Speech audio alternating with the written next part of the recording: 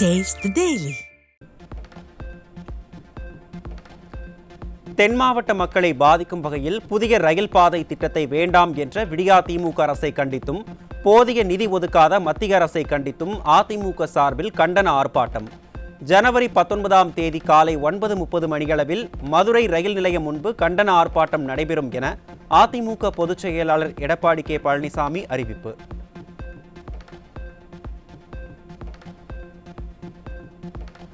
இரண்டாயிரத்து 25ஆம் ஆண்டை சிறப்பான ஆண்டாக அமைத்து 2026 தை திருநாள் தீய சக்தி திமுகவை வேரோடு அகற்றும் நாளாக அமையும்.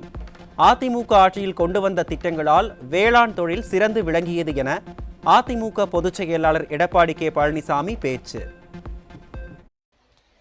இன்றைய ஆட்சியாளர்கள் 2021 சட்டமன்ற பொதுத் தேர்தல் போது கவர்ச்சிகரமான திட்டங்களை அறிவித்தார்கள். அதை நம்பி மக்கள் வாக்களித்தார்கள். அதனால் கொள்ளைப்புறத்தின் வழியாக திமுக ஆட்சிக்கு வந்தது. ஆட்சி பொறுப்பேற்று 4 ஆண்டு காலம் உருண்டோடிவிட்டது. இந்த 4 ஆண்டு காலத்தில் நாட்டு மக்களுக்கு என்ன நன்மை செய்தார் என்று பார்க்கின்ற பொழுது பூஜ்ஜியம் தான் கிடைக்கப்பட்டது. எந்த நன்மையும் மக்களுக்கு கிடைக்கவில்லை. மக்களுக்கு நன்மை கிடைக்கவில்லை, வீட்டு மக்களுக்கு நன்மை கிடைத்ததுதான் இந்த ஆட்சியுடைய சாதனை.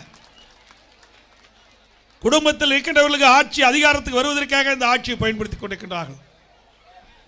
இன்றைக்கு நாட்டுக்கு ஒரு முதலமைச்சர், ஆனால் திராவிட முன்னேற்ற கழக அரசிலே 4 முதலமைச்சர் இன்றைக்கு நாட்டை ஆட்சிப்படுத்திக் கொண்டிருக்கின்றார்கள். அதற்கெல்லாம் முடிவு கேட்கின்ற தேர்தல் 2026 தேர்தலாக இருக்க வேண்டும். அது நம்முடைய தேர்தல், மக்களுடைய தேர்தல், ஒட்டுமொத்த மக்களுடைய நன்மை கிடைக்கக்கூடிய தேர்தலாக அந்த தேர்தல் அமைய வேண்டும் என்று இந்த நேரத்தில் சேலம் புறநகர் மாவட்ட அதிமுக சார்பில் பொங்கல் விழா. பொங்கல் பானையில் அரிசி போட்டு பொங்கல் விழாவை அதிமுக பொதுச் செயலாளர் எடப்பாடி கே பழனிசாமி தொடங்கி வைத்தார்.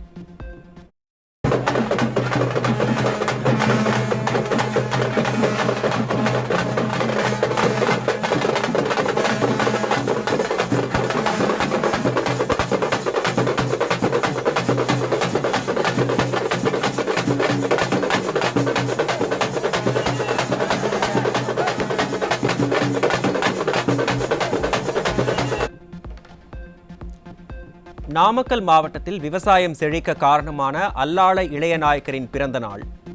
அரையநாட்டின் குறுநில மன்னர் அல்லாள இளையநாயக்கரின் பெரும் புகழை போற்றி வணங்குவதாக அதிமுக பொதுச் செயலாளர் புகழாரம். பொங்கல் பண்டிகையை முன்னிட்டு தொடர் விடுமுறை காரணமாக சொந்த ஊர்களுக்கு படையெடுத்த மக்கள். எப்போதும் பரபரப்பாக இருக்கும் தலைநகர் சென்னையின் பிரதான சாலைகள் வெறிச்சோடி காணப்படுகிறது.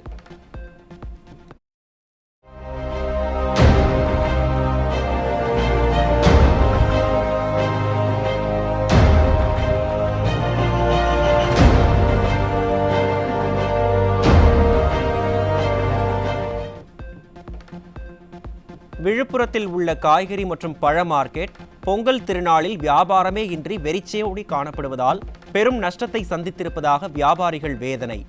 மத்திய மாநில அரசுகளின் பல்வேறு விதமான வரி உயர்வுகளால் பொருட்களின் விலை உயர்ந்திருப்பதாகவும் அதனால் மக்கள் பொருட்களை வாங்க ஆர்வம் காட்டவில்லை எனவும் வியாபாரிகள் குற்றச்சாட்டு. இந்த வருஷம் வியாபாரம் ரொம்ப கம்மி தான். ஆனால் இருந்தாலும் பார்த்தீங்கன்னா ரேட்டெல்லாம் எல்லாம் விலை ஜாஸ்தியாக இருக்குது. ஆனால் மக்களுங்க வாங்கிறதுக்கு ரொம்ப யோசிக்கிறாங்க. எதுவாக இருந்தாலும் போன வருஷம்லாம் தேங்காய்லாம் 15 ரூபாய்க்கு 20 ரூபாய்க்கு கூட கொடுத்தோம். ஆனால் இந்த வருஷத்தில் தேங்காவே கிலோ கணக்கில் கேட்குறாங்க. கிலோ கணக்கில் 80 ரூபாங்க மார்க்கெட் உள்ளே விற்கிறாங்க. நாங்கள் ஒரு தேங்காவே 25 ரூபா 30 ரூபா தான் விற்கிறோம். அதுவும் மஞ்சள் கொத்தும் ரொம்ப ரேட்டு அதிகமாகி போச்சு. இப்போ போன வருஷம்லாம் 10 ரூபாய்க்கு கொடுத்தோம், 20 ரூபாய்க்கும் கொடுத்தோம்.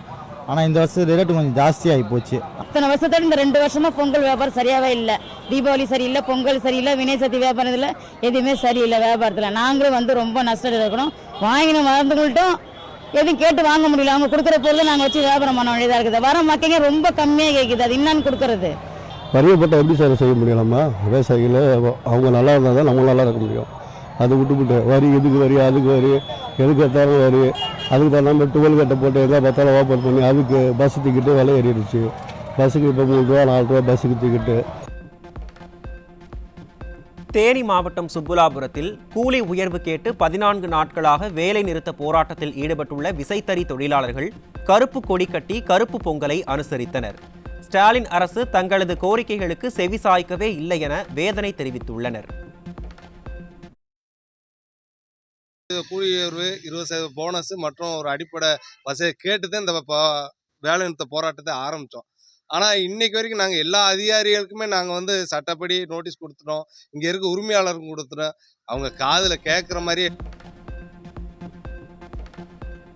சென்னை வடபழனி முருகன் கோவிலில் முறையான முன்னேற்பாடுகள் செய்யப்படாததால் சாமி தரிசனம் செய்ய வந்த முதியவர்கள் கடும் அவதி.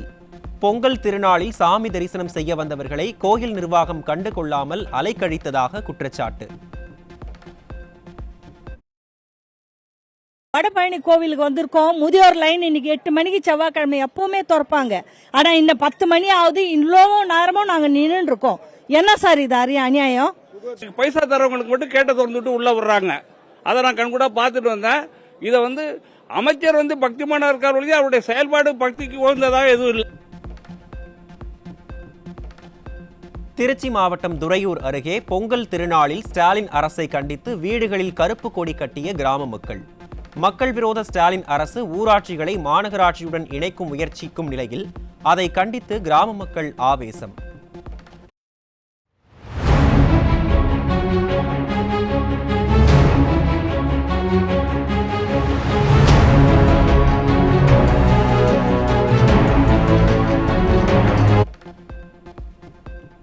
மதுரை அவனியாபுரம் ஜல்லிக்கட்டு போட்டியில் காளை முட்டியதில் படுகாயமடைந்த மாடுபிடி வீரர் பரிதாபமாக உயிரிழப்பு. ஸ்டாலின் அரசு ஜல்லிக்கட்டு மைதானத்தில் போதிய முன்னேற்பாடுகளை செய்யவில்லை என மதுரை மக்கள் வேதனை.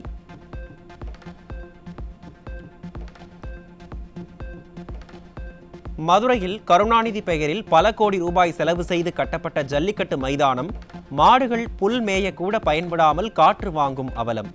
கருணாநிதிக்கு விளம்பரம் செய்ய மக்கள் வரிப்பணத்தை வீணடித்துவிட்டு எப்போதும் போல பாரம்பரிய வாடிவாசல்களில் போட்டிகளை நடத்தும் திராவிட மாடல்.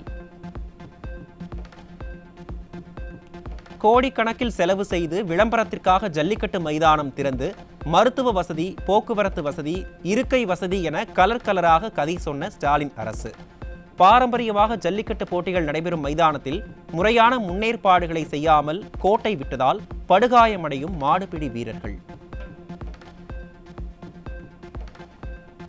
புதுக்கோட்டை மாவட்டம் மீமிசல் அருகே பாட்டிலுக்கு 10 ரூபாய் வாங்கிய டாஸ்மாக் கடை விற்பனையாளரை கேள்விகளால் துளைத்தெடுத்த மது பிரியர்கள். கேள்விக்கு பதில் சொல்ல முடியாமல் விற்பனையாளர் கடையை மூடிவிட்டு ஓடிய நிலையில் அரசு மதுபான கடையை இஷ்டத்திற்கு எப்படி மூடலாம் என கேட்டு மது பிரியர்கள் ஆர்ப்பாட்டம்.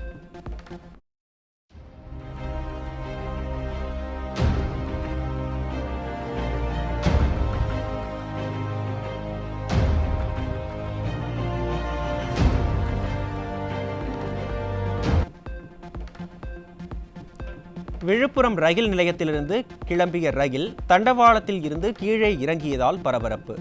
6 பெட்டிகள் தண்டவாளத்தில் இருந்து இறங்கியதால் உடனடியாக பயணிகள் வெளியேற்றம்.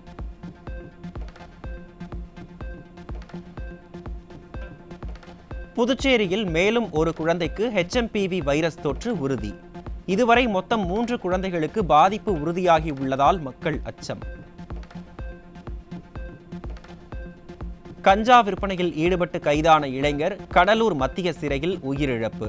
இளைஞர் மரணத்தில் சந்தேகம் இருப்பதாக கூறி அமரர் ஊர்தியை சிறைபிடித்து உறவினர்கள் சாலை மறியல் போராட்டம்.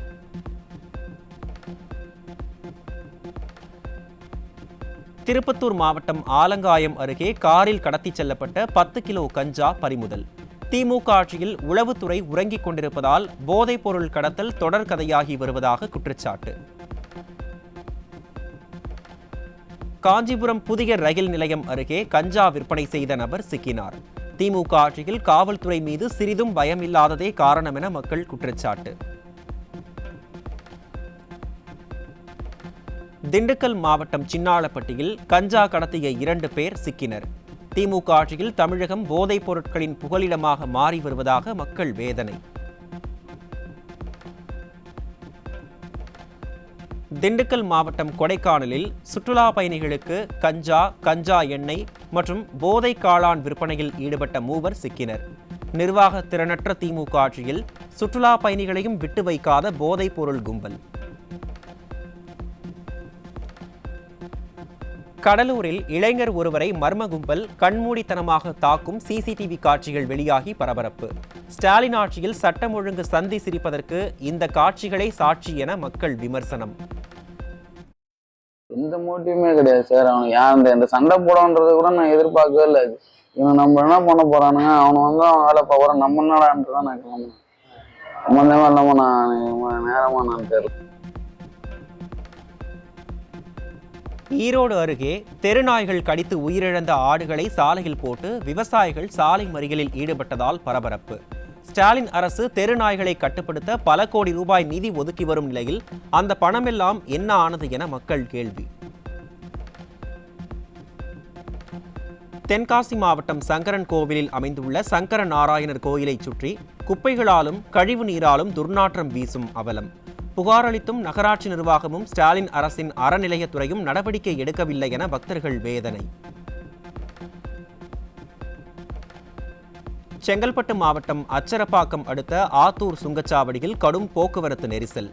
சென்னை திருச்சி தேசிய நெடுஞ்சாலையில் சுமார் 3 கிலோமீட்டர் தூரத்திற்கு அணிவகுத்து நிற்கும் வாகனங்கள்.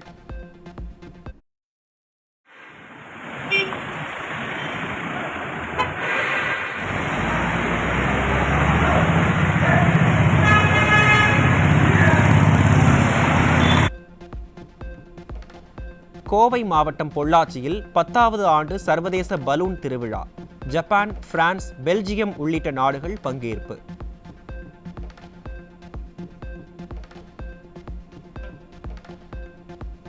தேனி மாவட்டம் பெரியகுளம் அருகே ஐயப்ப பக்தர்கள் சென்ற வாகனம் நேருக்கு நேர் மோதி விபத்து. விபத்தில் படுகாயமடைந்த 8 பேர் உயிருக்கு ஆபத்தான நிலையில் மருத்துவமனையில் அனுமதி.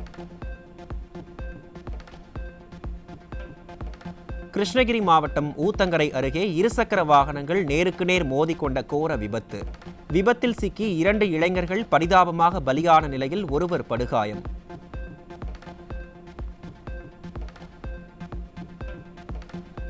கிருஷ்ணகிரி மாவட்டம் ஜெகதேவி அருகே அரசு பேருந்து மோதிய விபத்தில் 3 பேர் சம்பவ இடத்திலேயே பலி. துக்க நிகழ்விற்கு சென்றுவிட்டு வந்தவர்கள் உயிரிழந்த சம்பவத்தால் சோகம்.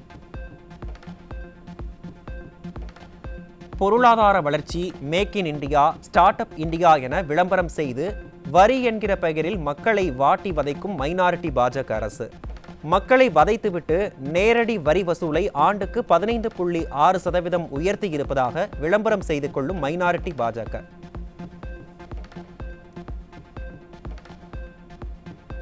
கேரள மாநிலம் சபரிமலை ஐயப்பன் கோயிலில் மகரவிளக்கு பூஜையின் முக்கிய நிகழ்வான மகரஜோதி தரிசனம் வெகு விமர்சையாக நடைபெற்றது. பொன்னம்பலமேட்டில் 3 முறை ஜோதியை கண்ட லட்சக்கணக்கான பக்தர்கள் விண்ணதிர சரண கோஷம் எழுப்பினர்.